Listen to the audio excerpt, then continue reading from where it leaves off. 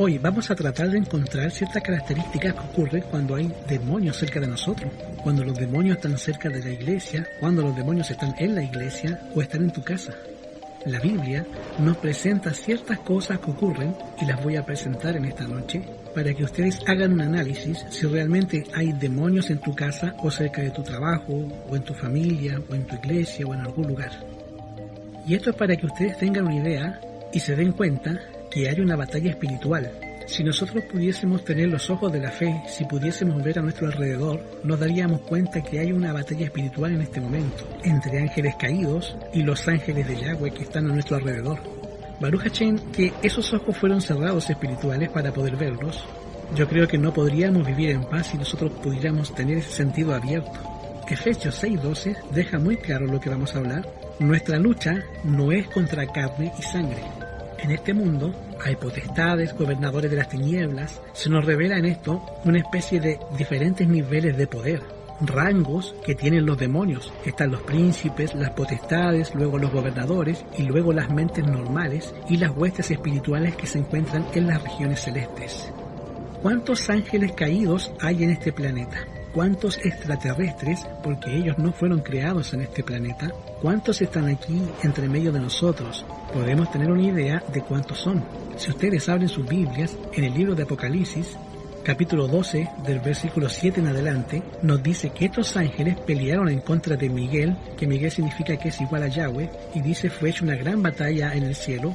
Miguel y sus ángeles peleaban contra el dragón y sus ángeles, y no prevalecieron, ni más lugar fue hallado para ellos en el cielo. Y fue echado fuera el gran dragón, la serpiente antigua que se llama Diablo y Satanás, y sus ángeles fueron arrojados con él.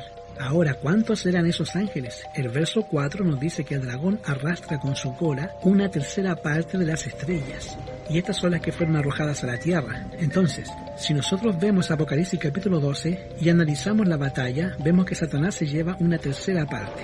Sería 1 de 3. Esto quiere decir que leales a Yahweh, los seres de los Shamaín del cielo que quedaron leales a Yahweh, son una tercera parte. Si nosotros dividimos todos los seres del universo en 3, una tercera parte siguió a Lucifer y fue arrojada posteriormente a la tierra. Nosotros no sabemos cuántos en total en una manera exacta, pero podemos hacer una inferencia. Recuerden que una inferencia no es una verdad completa o una verdad absoluta, es una inferencia. Pero vamos a ver una inferencia. Apocalipsis 5, versículo 11. Y aquí Apocalipsis nos habla de los ángeles que están alrededor del trono. Si están alrededor del trono, hay una diferencia, porque estos serían los buenos, y los malos fueron arrojados con Satanás a la tierra. Dice, y miré y oí la voz de muchos ángeles alrededor del trono. Estos son los ángeles buenos. Y los seres vivientes, los ancianos, y la multitud de ellos, era de millones de millones. Ahora es importante que veamos el plural porque la palabra griega es muriadón. Muriadón quiere decir millones. Muriadón tes muriadón, que quiere decir millones de millones. Las 2/3 partes que quedaron del cielo, después de que lo dice la Biblia, fueron millones de millones. Nota que no dice 1 millón de millones, dice millones de millones, o sea que es varios millones de millones. ¿Cuántos serían varios millones de millones? 8 millones de millones, 9 millones de millones, 10 millones de millones, son varios millones de millones. Pero vamos a ser entonces conservadores. Mira, ¿cuánto es lo menos que puede ser para que sea plural? 2 millones de millones. Entonces, si lo menos que quedan en el cielo son 2 millones de millones, ¿cuánto es lo menos que se pudo venir a la tierra? Eran 2 contra 1. ¿Cuánto es lo menos que se pudo haber venido? 1 millón de millones. La inferencia es, si en el cielo hay varios millones de millones, lo menos que pueden ser son 2 millones de millones. Por lo tanto, si eso es lo que quedó automáticamente, lo que se vino no es 1 millón de millón. Por eso es muy curioso, porque en este momento los habitantes de la Tierra somos 7.800 millones. No somos 1 millón de millones de seres humanos, somos 7.800 millones de seres humanos. Ni siquiera alcanzamos a ser 100.000 millones de seres humanos. Somos 7.800 millones de seres humanos, según el conteo del año pasado. Ahora, ¿cuántos son más? ¿1 millón o 7.000? Ellos son por lo menos 1 millón de millones y nosotros somos 7.000 millones. Eso quiere decir que ellos son mucho más que nosotros. Ahora, si hacemos una división simple, nos corresponde 176 demonios por ser humano. Y eso es lo menos haciendo la inferencia bíblica. Ya se puso muy feo. Pero Baruch Hashem, que lo que hizo fue que colocó a estos ángeles caídos en una dimensión diferente a la nuestra. Si ustedes van al libro de Judas, versículo 6, dice: ya los ángeles que no guardaron su dignidad, a los malos, dejaron su habitación, los reservó bajo oscuridad en prisiones eternas, en espera del juicio del gran día. De alguna manera, Yahweh colocó a ese millón de millones de ángeles caídos, los puso en un lugar, en una especie de prisión dimensional, para que no tengan contacto con nosotros. Sabemos que a través de la Biblia ese lugar se llama el abismo. Por ejemplo, en Lucas capítulo 8, cuando Yahshua se encuentra con los endemoniados de Gadara, los demonios le dijeron a Yahshua: te rogamos que no nos mandes al abismo, dando a entender que ese era el lugar donde ellos tenían que estar. Ellos andaban escapados. Ya es claro a través de la historia que estos ángeles han tenido acceso a los seres humanos. Y al llegar Babilonia, Babilonia tiene una característica muy diferente a todas las otras épocas. Ustedes leen capítulo 10 y versículo 8, al hablarte acerca de Babilonia, que ya lo hemos hecho muy extensamente en varios audios que se encuentran en el canal, y esto es un símbolo, una representación del tiempo del fin que estamos viviendo tú y yo. Mira la característica principal: y clamó con la fortaleza en alta voz. Caída es la Babilonia la grande Babilonia, esta Babilonia de ciudades, esta Babilonia de civilizaciones, esta Babilonia de medios masivos de comunicación, esta Babilonia de religiones. Es esta grande Babilonia, es hecha habitación de demonios y guarida de todo espíritu inmundo y albergue de toda ave sucia y aborrecible, porque todas las gentes han bebido del vino de su fornicación, y los reyes de la tierra han fornicado con ella. Los mercaderes se han enriquecido con la potencia de sus deleites. Esta es una característica de Babilonia, que Babilonia es hecha habitación de demonios. Durante todas las épocas de la humanidad, Yahweh ha tenido a los demonios reservados bajo oscuridad, pero al llegar la época del fin, al emitir el tiempo del juicio, el abismo se abre y los demonios salen. Y ahora Babilonia es hecha habitación de demonios. Así que es muy posible que tú tengas algunos vecinos que tú creas que son humanos, pero en realidad son demonios. Es muy posible que cuando tú vas por la calle y te topes con alguien, tú crees que es un ser humano, pero en realidad es un demonio. O en algunas oportunidades podemos mirar hacia nuestro alrededor y ver personas que realmente están siendo manejadas por mentes espirituales de los aires. Pero la gran mayoría de los seres humanos creemos que los demonios son una especie de ángeles así con alas y que de alguna manera nosotros los podemos encontrar, o que son sombras monstruosas, y se nos olvida una realidad muy importante acerca de los ángeles. Los ángeles no son como tú y yo, no son hechos de carne y hueso. Los ángeles no son personas así como tú nos ves, como tú y yo. Se manifiestan en la Biblia en forma humana, pero a la realidad no quiere decir que esa sea su forma natural. Dice el libro de Hebreos 1:7, ciertamente los ángeles, el que hace a sus ángeles, espíritus, y sus ministros, llamas de fuego. Ahora, ¿tú y yo somos llamas de fuego? ¿Tú y yo somos así? La respuesta es no, ellos son así. Ellos son seres espirituales y son seres que parecen llamas de fuego, por eso son llenos de luz. Cuando tú los ves, tú ves una especie de silueta como nur, como luz. En el libro de Hebreos, capítulo 1, versículo 14, tú puedes decir, bueno, ¿y qué parte de los ángeles eran así? Y Hebreos 1:14 nos dice que todos son así. No son todos espíritus ministradores enviados para el servicio al favor de los que serán herederos de la salvación. La palabra que se utiliza del griego original en el libro de Hebreo para hablarte acerca de espíritu es la palabra griega neuma. Y neuma quiere decir soplo, viento, aire, como el vapor de la tetera, el vapor de la olla. Por eso tú le dices a las llantas del carro neumático. Eso quiere decir que está lleno de aire. Cuando tú estás enfermo de los pulmones, tienes neumonía. ¿Qué quiere decir? ¿Que se te metió un espíritu al cuerpo? No, que tienes problemas con el aire. Entonces la Biblia te está diciendo a qué se parecen. Y te dicen, se parecen al aire, se parecen al viento, se parecen al vapor. Y de la manera en que tú los puedes ver, porque son como luces transparentes, luz, como fuego. Pero son muy parecidos al aire. Su consistencia es como si fueran vapor. Con razón, cuando yo veo a los gurús de la nueva era que hablan con demonios y dibujan a los demonios, dibujan siempre como vientos. Es por eso que la Biblia, cuando te habla acerca de los demonios, se refiere a ellos como los vientos. En Apocalipsis capítulo 7 te encuentras a los 4 ángeles de Yahweh. Esos 4 ángeles, el 4 representa totalidad, eso significa que tú los vas a ver a todos en los 4 ángulos de la tierra, en toda la tierra, haciendo ¿qué cosa? Deteniendo los 4 vientos de destrucción. Y esos 4 vientos, ¿qué crees que son? Pues son los ángeles caídos. Y Baruch Hashem Yahweh, que esos ángeles detienen a esos ángeles caídos, porque esos ángeles tienen más de 6.000 años practicando el pecado. Mira lo que el pecado te hace a ti en 50, 60, 70, 80 años que vivimos. Y no me van a negar los hermanos que desde que crecemos nos hacemos más malos y más malos, y a medida que Yahweh haga algo por nosotros, no hay un cambio. Pero noten ustedes, si eso a nosotros nos hace en 70 años, mira lo que le ha hecho a esos seres en 100, 200, 300, en miles de años practicando el pecado. Por esto, el profeta les llama a ellos los más malos de la tierra. Y créeme que son los más malos. Y por eso, el Padre envía a sus ángeles, de acuerdo a lo que dice Apocalipsis 7, a los ángeles a detener los 4 vientos de la tierra para que no hagan mal sobre la tierra. Miles y miles de años pecando. ¿Y qué sucede cuando una persona está en la presencia de Yahweh? Mira, cuando Moisés estaba en la presencia del Elohim viviente, resplandecía su rostro. ¿Y qué le pasó a Yahshua cuando baja del cerro de la transfiguración? Él resplandecía. Mira lo que pasa naturalmente al cuerpo humano cuando está en la presencia de Yahweh. Estos seres eran seres brillantes, con luz porque vivían en la presencia de Yahweh. Pero ¿cuánto tiempo tienen de estar alejados de esa presencia? Entonces imagínate, una cosa que se parece al aire, que se le va la fuente de luz que tenían y van perdiendo esa luz lentamente. ¿En qué se convierte? En seres transparentes, seres oscuros. Ahora imagínate que uno de esos se te meta. De vez en cuando usan disfraces de humanos.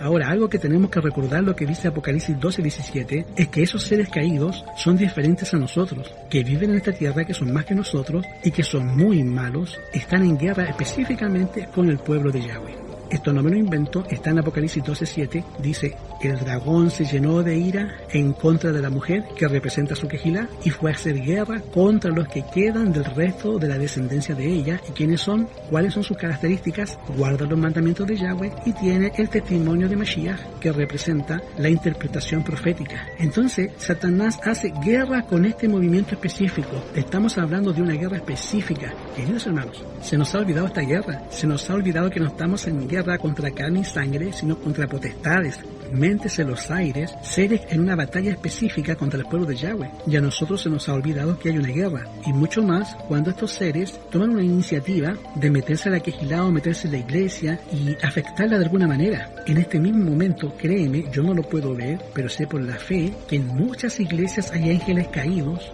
de alguna manera tratando de echar a perder cualquier luz que venga, cualquier cosa que te pueda servir espiritualmente. Y así de esta misma forma los ángeles de Yahweh también están defendiendo. Y ahora, ¿qué sucede con todos estos que se convierten sin saberlo en instrumentos de estos seres? Estos seres que trabajan día y noche, y no necesitas ser malo para ser utilizado por el diablo. No necesitas ser una persona mala para que Satanás te utilice. ¿Sabes qué? Mira Pedro. ¿Era Pedro malo? No, estoy hablando del discípulo de Yahshua. En el momento en que Pedro es dirigido por el Ruach y le dice, tú eres el hijo de Yahweh. Y Yahshua le dice, bienaventurado eres Pedro, porque esto no te lo reveló carne ni sangre, sino que te lo reveló mi Padre. Y en unos segundos más adelante, el mismo Pedro, y dice, de ninguna manera te acontezca.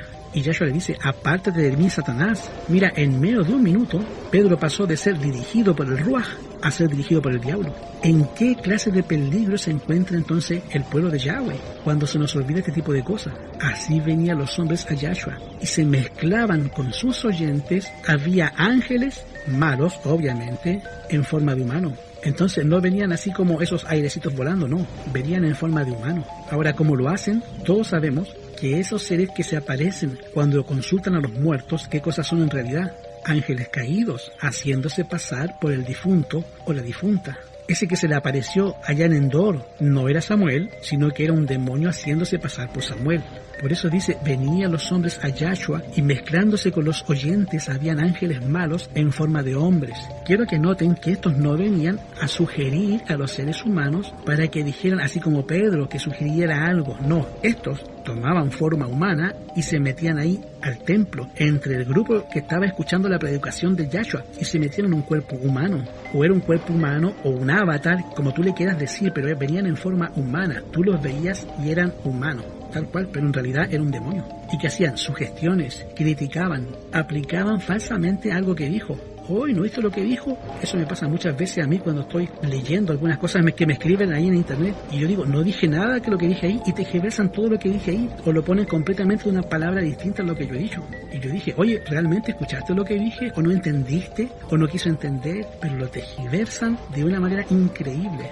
Tergiversaban y las palabras del Salvador la aplicaban falsamente. Los ángeles malos, en forma de hombre, hablarán en este tiempo contigo y conmigo. Los ángeles del diablo van a hablar contigo y conmigo, hermano. ¿Haciendo qué cosa? Sugestiones, críticas, aplicando falsamente lo que dice alguien y tergiversando las palabras de la Escritura o del Salvador o del predicador o del hermano o de un amigo o de cualquier persona que sea del pueblo de Yahweh. Vamos a ver algunas cosas que ocurrieron en algún momento de la historia. Para empezar, en Gadara, Lucas 8, los endemoniados de Gadara estaban totalmente controlados por los ángeles caídos y manifestaban las características. Esas características se pueden ver en menor o en mayor grado a nuestro alrededor, pero eso es básicamente lo que los demonios van a hacer. Los demonios te van a llevar a esas condiciones, a esas situaciones. ¿Cuáles son las características de una persona dominada por el diablo? Al extremo, estas dos personas ya estaban dominadas por el diablo. Y mira dónde los lleva. Estaban encadenados, de acuerdo a lo que dice Lucas 8, ellos terminaron amarrados y encadenados. Estaban desnudos, o sea, a Satanás le encanta la desnudez, es lo que algo siempre maneja él. Estaban dañándose a sí mismos, ya se hacían daño, laceraban sus cuerpos, y cuando ve esto Yahshua, en vez de pedir que los ayudara, corrieron. Tenían una ira desmedida. Cuando tú ves una reacción iracunda en casa, una reacción extraña, alguien que se enojó demasiado por una tontería, ¿por qué te enojas tanto? O sea, esa reacción llena de ira es típica de un demonio, típica de una persona endemoniada, y eso lo tienes que entender. A lo mejor no estás peleando con tu esposa ni con tu esposo, a lo mejor estás peleando con un demonio que está ahí. La reacción desmedida no es normal, que se pongan así con una situación de ira extrema. Ahí lo que tiene que ver es que hay una influencia espiritual mucho más grande trabajando en ese momento. Suciedad, eso es característico de Satanás. Que esté todo sucio, que esté todo cochambroso y la presencia de animales inmundos. Y le pidieron a Yahshua, déjanos meternos ¿en dónde? En los cerdos. La presencia de animales inmundos, la ira desmedida, la locura frenética, que se estén dañando a sí mismos, que estén encadenados, la crítica y todo lo demás, son características de la presencia demoníaca. ¿Ustedes han topado con situaciones así en algún momento? ¿En su vida? ¿En su trabajo? Bueno, ya saben de dónde viene el problema. Ay, more, pero los animales pueden ser poseídos. Absolutamente sí, los cerdos fueron poseídos por demonios, e incluso cuando ustedes leen 1 Samuel capítulo 15, ustedes van a encontrar que la orden de Yahweh que entrega a Saúl, cuando fue contra Amalek, que eran espiritistas, satanistas y adoraban demonios y esa cosa, la orden fue mata a los animales. No vas a matar a los seres humanos solamente, sino que también vas a matar todo, hasta los animales, vacas, ovejas, camellos y asnos, todo, parejo. Lo que él quería, quitarle la habitación a los demonios, desarraigarlos completamente. Mira, te voy a poner una idea de pequeño a más, y cuando tú ya veas los faros encendidos de rojo, tú puedes saber que ahí hay demonios. Vamos a ver. Tú vas a una iglesia y ves que la iglesia es bien fría. No solamente necesaria por demonios, puede ser que los miembros estén muertos espiritualmente. Inconsistencia en el trato con los pecadores. O sea, a uno los tratan bien, a otros los tratan mal, no se llevan bien con cierto hermano. No quiere decir que hay demonios, nomás quiere decir que algunos no son amigos de otros. Pero luego, cuando ya empiezas a ver que hay personas en esa iglesia que llevan años y no crecen. Es más, uno esperaría que el que tienes 30 años con Jesús te pareciera más a Jesús en esas iglesias. Te parece cada vez menos, y en vez de crecer, estás decreciendo, te estás haciendo más malo. Entonces ya se empiezan a poner los amarillos de que hay peligro. Y luego, cuando empieza un antagonismo por todo. No quieren hacer nada, no quieren que se haga nada, no quieren que nadie dirija, se pelean con todos, si a alguien se le ocurre una idea, vamos contra él. Ya la cosa está más seria, ya no estás en blanco, ya estás en amarillo. La cosa se empieza a poner anaranjada. Si tú empiezas a ver que dentro de tu iglesia no hay reverencia, que no hay respeto por la predicación, no hay respeto por la enseñanza, por lo que se hace dentro del culto, y cuando empiezas a ver que dentro del culto hay un desbarajuste, hay una lloradera de niños, gente levantándose, hablando con el teléfono móvil, que de repente estás en la oración y que alguien pasa por arriba de ti, o se están riendo de la oración, o están hablando mucho, no te dejan escuchar el sermón. Tú dices, ¿qué pasa? Los demonios están píquele y píquele en las costillas para que estén todos levantados y no ponen atención. y ya la cosa está en anaranjado. Y cuando ya no se empieza a mostrar ningún respeto en el momento de adoración, y luego cuando tú empiezas a ver espíritu de crítica muy fuerte y empiezas a ver demasiada ira, cosas que ni siquiera tienen que ver, ya se está poniendo en rojo la cosa. Cuando tú ves un descuido en la iglesia, suciedad, animales inmundos presente, hay violencia incluso dentro de las iglesias, tú sabes que hay demonios por las características que ya te he mencionado. Entonces la guerra ya no es contra seres humanos, ahora esta guerra es a un nivel espiritual mucho más grande. Hay un problema. El problema es que cuando tú llegas a un lugar así, a una casa así, estás en una situación de esas, enfrentarlos siempre va a traer una reacción. Porque estamos hablando de ángeles que ya tomaron posesión. Estamos hablando de demonios que ya tienen reinado en ese lugar. Estamos hablando de ángeles que ya tienen dominio y no lo van a soltar fácilmente.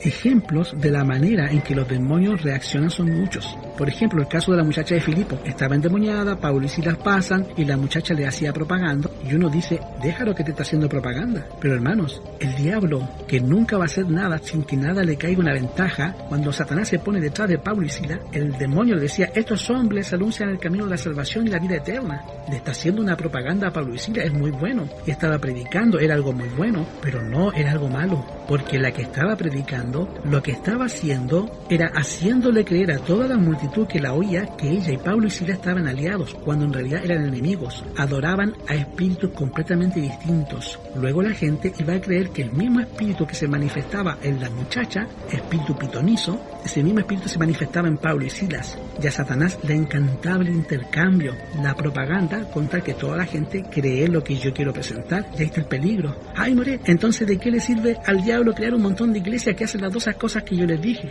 Ya les dije para qué. Mantener a la gente agarrada para que no pueda salirse de ahí. Cuando Pablo y Silas expulsan, ya te dije, cuando enfrenta siempre trae consecuencias. Pablo y Silas dicen, esta bronca la vamos a tener que echar. Cuando enfrentaron a la bruja, se enojaron, se levantaron, hicieron alboroto, los azotaron, los metieron en la mazmorra y los pusieron en el cepo. Todo por enfrentar al demonio.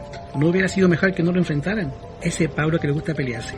No, es que había que enfrentarlo. Lo enfrentó y como consecuencia terminaron en el cepo. Pero la buena noticia es que Yahweh prevalece. Esa situación movió la salvación del carcelero. Y otro caso es el de Hechos 14. Pablo y Bernabé levantan a un paralítico. Mira qué cosa más maravillosa. ¿Y qué hace el diablo? Esta la aprovecho yo, que empezó a traer. Y este es Júpiter, y es Mercurio, y estos son dioses que nos han venido a visitar. De ahí metió al espiritismo, a la falsa adoración, esa de Constantino. Y empezaron a echarle florecitas, le trajeron guirnalda, y le trajeron sacrificio, y ya los querían adorar. Y yo me imagino a Pablo y Bernabé mirándose uno al otro, y podían haber dicho, mira, ni le mueva porque los van a azotar nuevamente. Y te pregunto, ¿hay que enfrentarlo o hay que dejarlo pasar? Lo enfrentaron, ¿y cuál fue la consecuencia? Agarraron piedras, y de querer adorarlos, terminaron apiedrados. Nota, como enfrentar a Satanás siempre trae consecuencias, trae descalabrados, hermano, trae heridos, trae presos, trae cepo y trae cadenas. Otro caso es el caso de David, que todos conocen, el caso de Saúl y David.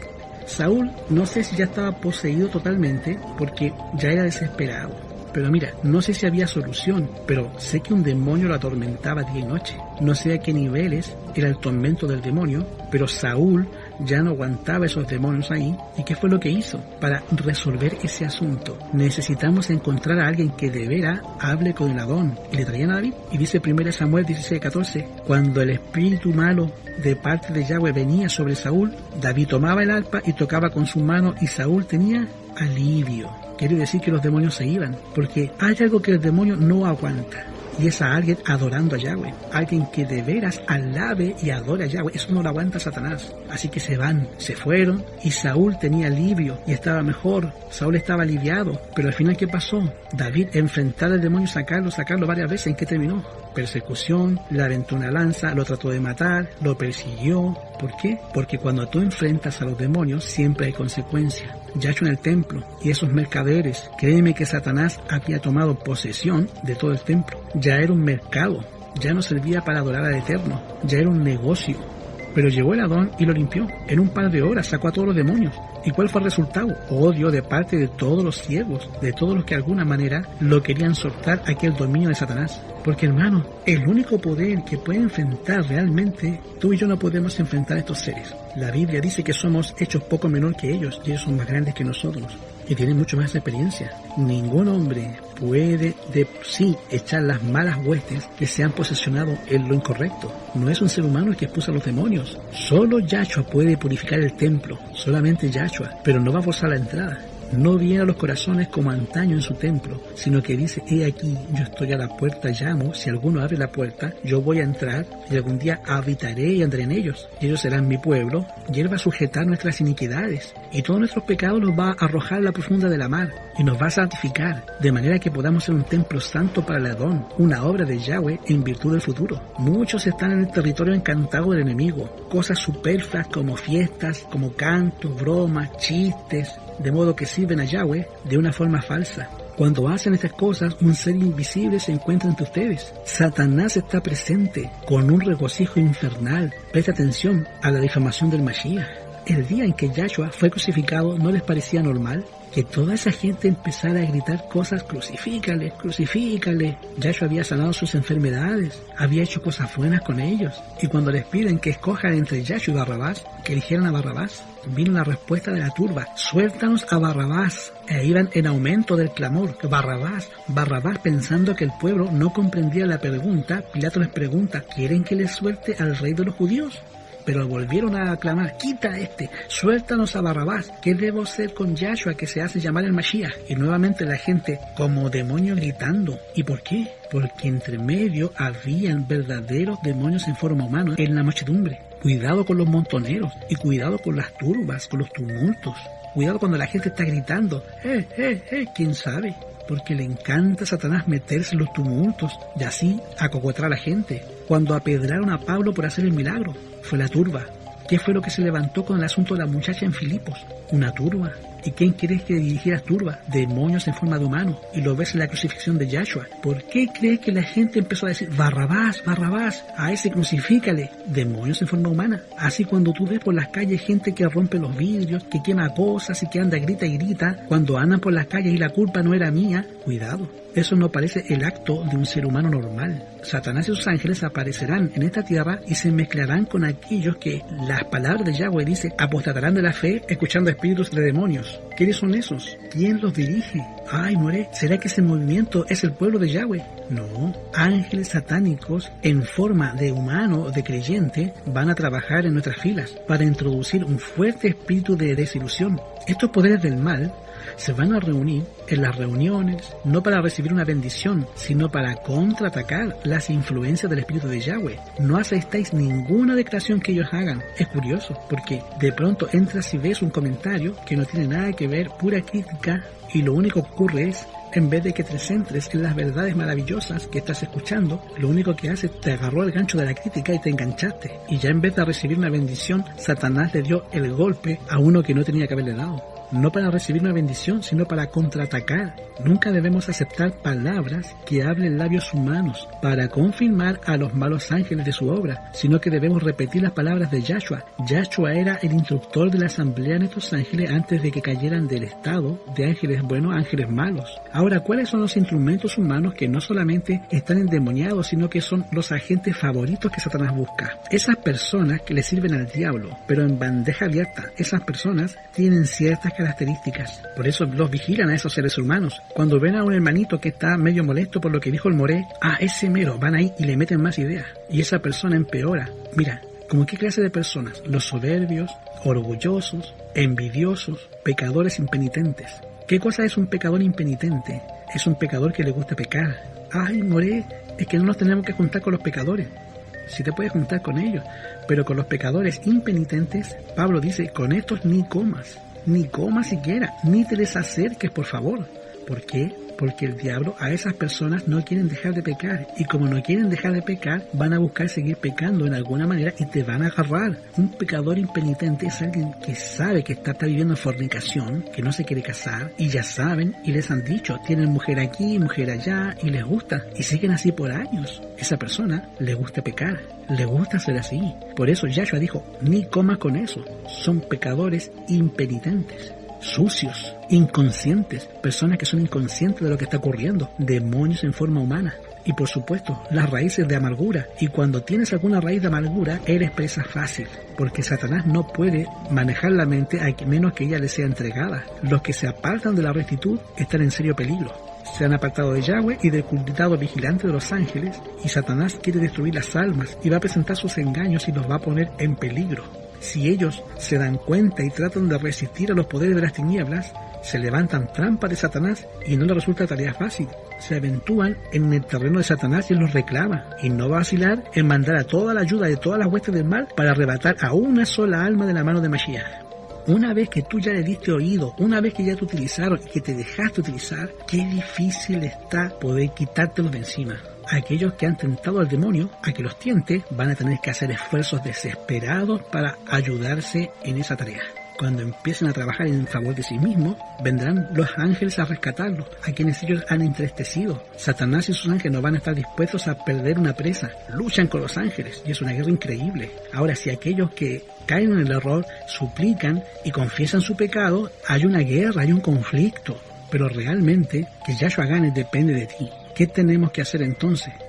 Como Quejilá, como hogar, si en tu hogar está pasando esto en tu casa, con tu familia, se está pasando con tu círculo familiar, en tu iglesia, ¿qué tenemos que hacer? Lo único que tenemos que hacer es humillarnos. Nosotros no tenemos poder para enfrentarlos, solamente Yahweh.